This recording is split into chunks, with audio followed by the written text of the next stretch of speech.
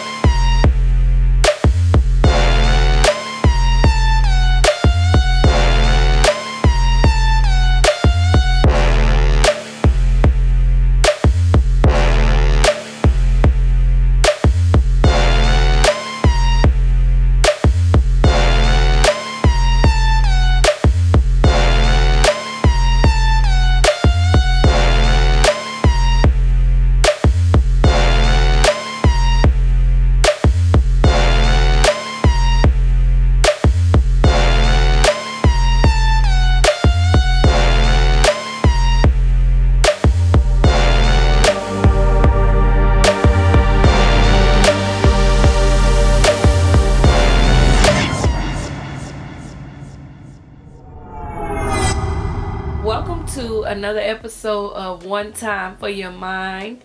I'm your host for today, T Tate.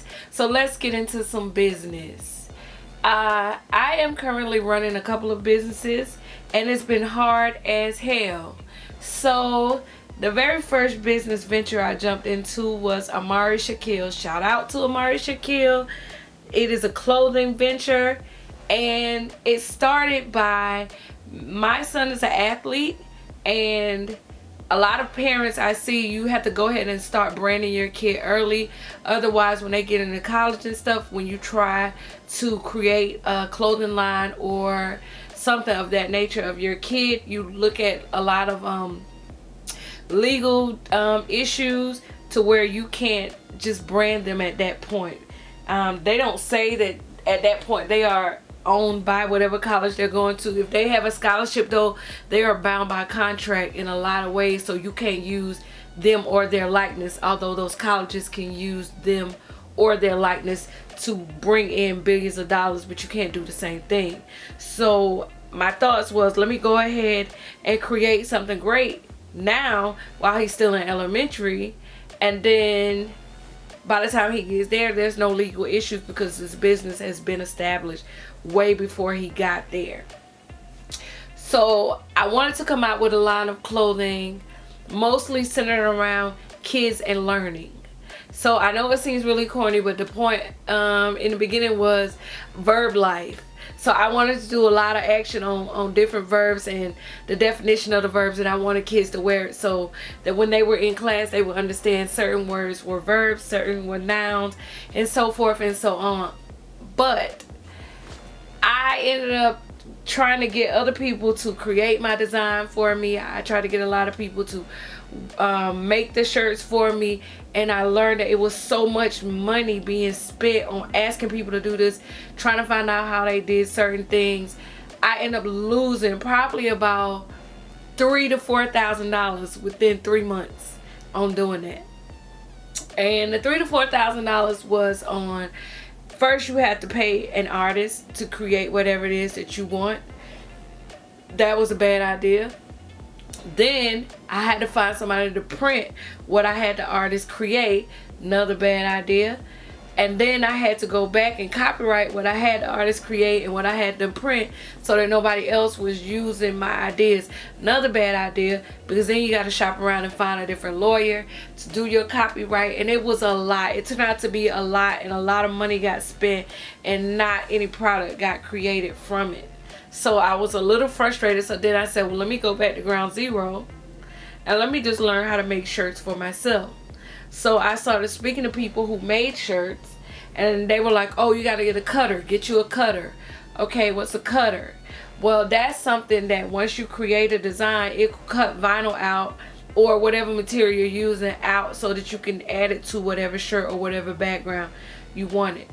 The cheapest one I could find, because I really didn't have the money to do it, the cheapest one I could find was a Cricut. So I got the most up to date. It was the Cricut Air Explorer 2. So it was the latest Cricut at the time. And I got it through kind of like a home shopping network site. So I was able to make payments on it and not have to pay for it all outright. And the reason I had to do it like that is because I'm a mom. I'm on a budget. I didn't have the money to just flat out buy all of this equipment. So then now I got this cutter and I don't know what to do with it. So it sat in a box for maybe like a month before I even took it out the box to see how to use it. Took it out the box, had no idea what I was doing with it. Tried to read the instructions, was more confused than I was before I read them. Tried to start looking at YouTube tutorials. I ended up looking at probably about 2 weeks worth of tutorials, at least 2 to 4 hours a day, different tutorials, and I didn't learn anything from doing that. So then I started asking people again, like, how do I use this? What type of material do I need to buy? Whatever. So it's like, oh, you need vinyl. You need to make sure if you're gonna make shirts, you need to get heat transfer vinyl. Cool. So I go to Michael's because it's a craft store, and that's what I knew to get vinyl from. I didn't know where else to go. So I went to Michael's. To buy one roll of vinyl in Michael's is like $20. That one roll maybe get you 2 shirts, maybe. And that's if you know what you're doing and how to utilize the scraps of vinyl you get from making shirts. So that was a really hard thing. That was a lot of money. And then I didn't know where to get shirts from, but I wanted good quality shirts. So I bought shirts out of Michael's as well. It's $3.99 a shirt. So of course you're not gonna just buy one. So I was trying to get random sizes. Anything above an extra large, it's gonna cost you $5.99 in Michael's. Well, if you get an extra large shirt or a 2X shirt, that one roll of vinyl that you got that cost you $20 might make your full design, might not. So now you need more than one. They always have coupons in Michael's, so you always are able to use your phone and download the coupons. Sometimes you can get something that's originally priced, you can get 50% off. But what they do, the trick is, and you might want to write this down because it's a trick what they do. So they tell you if something is not on sale, it's original price, you can get 50% off of that item. But they generally have a sale on their vinyl. Not enough of a sale to cut you a break, but enough of the sale that you can't use that coupon to get it. So they'll tell you, oh, right now scissor vinyl, we got it for like 40% off. So now that it says it's 40% off, you can't use the 50% off coupon for it. So yeah, you get a discount, but it's not as much of a discount. So you want to look into places that sell vinyl in bulk. So go online, don't search. Yes, it's convenient for last minute things. Yeah, I have to run to Michael's sometimes, but something that I wish I would have learned earlier is to buy your vinyl in bulk and to know what types of vinyl you like. And every time you get a different type of vinyl or vinyl from a different supplier, whether you are the type of person who likes to write things down, such as my husband, or you're more like me who don't do a lot of writing, I leave a lot of notes for myself on my phone going, okay, so on such and such day I bought vinyl from this company. I did like this, but after washing it 6 times it faded, or it did this or whatever. And leave yourself notes so that you're able to go back and go, okay, this is a good quality product, this is not a good quality product. If you are the type of person that search for different types of shirts, look at purchasing your shirts or whatever clothing in bulk as well. There are a lot of sites that you can go on. So if you are a pre-planner, you can purchase stuff from overseas because it's taking longer to get there, but it's probably going to be cheaper. If you are somebody that is not a pre-planner and you don't want to carry a lot of on-hand product, you want to look at places like Jiffy or Cheapest Tees, and those places definitely can get you your product within a week usually. So depending on what type of business you want to run, those are the things you want to look at. So some of the things that I lost out on in the beginning: 1, not knowing where to get product from; 2, overloading myself on information and not able to discern what was good information, what wasn't, just utilizing everything; and 3, not knowing where to buy product from. So those things were the 3 biggest things that killed me early on in business. And then, so now that we got that, okay, now I know where to get the product from. Now I know what type of material I need to buy, and I know what kind of shirts I like. So then it was like, okay, now I would like to learn from an expert. So if you know a local expert, what I did was, big mistake, but what I did was, I knew this guy who his wife's son played on the same little league team as my son, and he was pretty big in the t-shirt business. So I went to him and was like, hey, so and so, because we're not going to drop his name, so and so, have you ever thought about teaching a class on how to use this type of equipment or this type of equipment? And he was like, nah, but people ask me all the time how to do stuff, and I just tell them.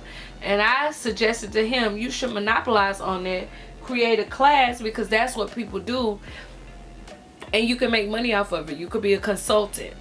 Tell me how much you would charge. I need you to come to my house and teach me and my husband how to use this equipment. I'm gonna pay you for your travel time and your time in our home, but let me know what you charge.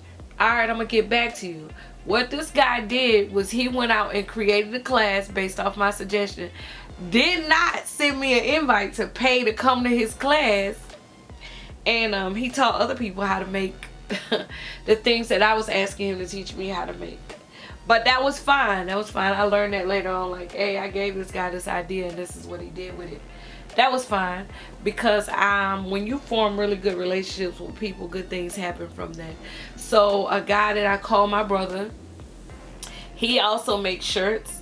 So I hit him up like, bro, I really need some help. I'm trying to learn how to do this. Can you come through? Can you help me? Can you show me how to do some things? He said, yeah, I got you, sis. He came over. My husband set up his camera. They recorded. He showed us how to do the basics, and we made a couple of shirts.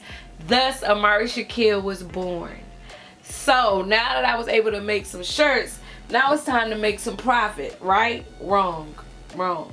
When you are brand new in business, I don't care how great you are. Nobody knows you.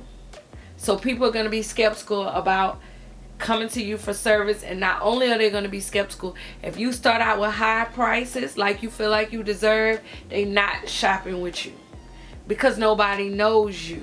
Your product has not been verified by any community. You're new, so you can't come off top going, oh, I got this great product, I'm charging $40 a shirt.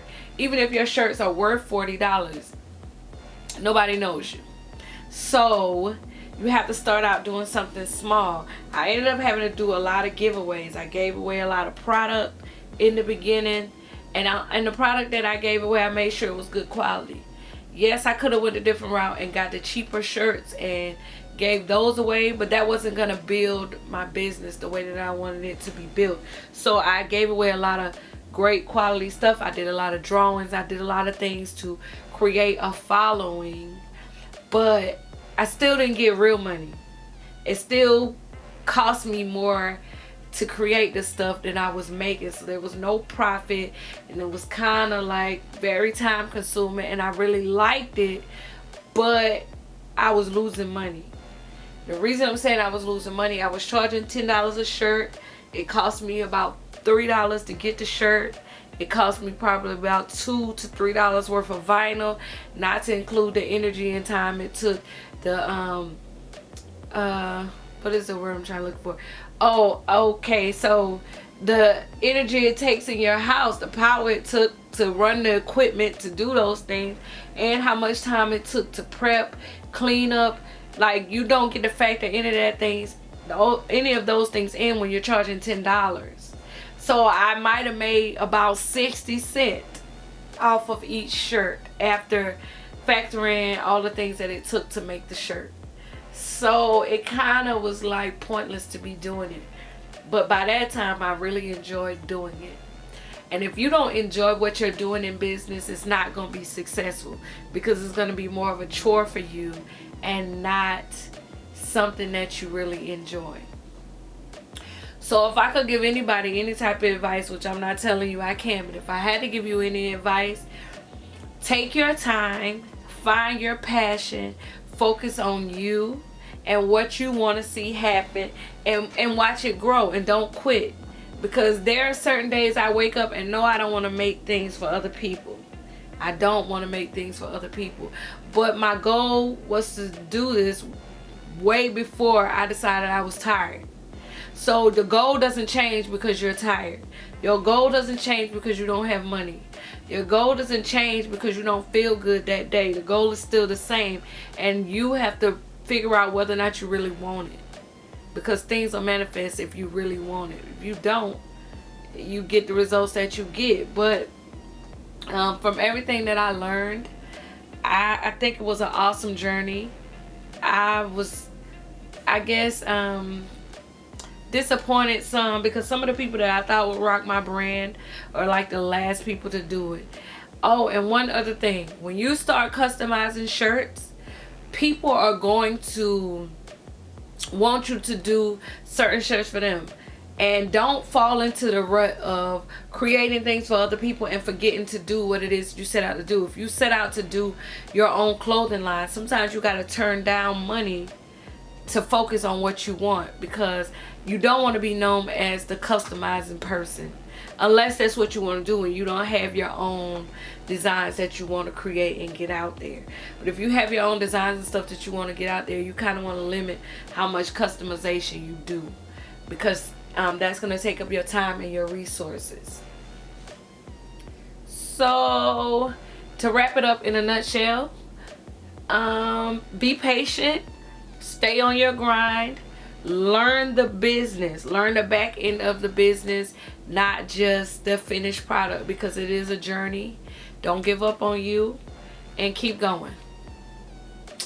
See you guys next time. T Tate out of here. One time for your mind.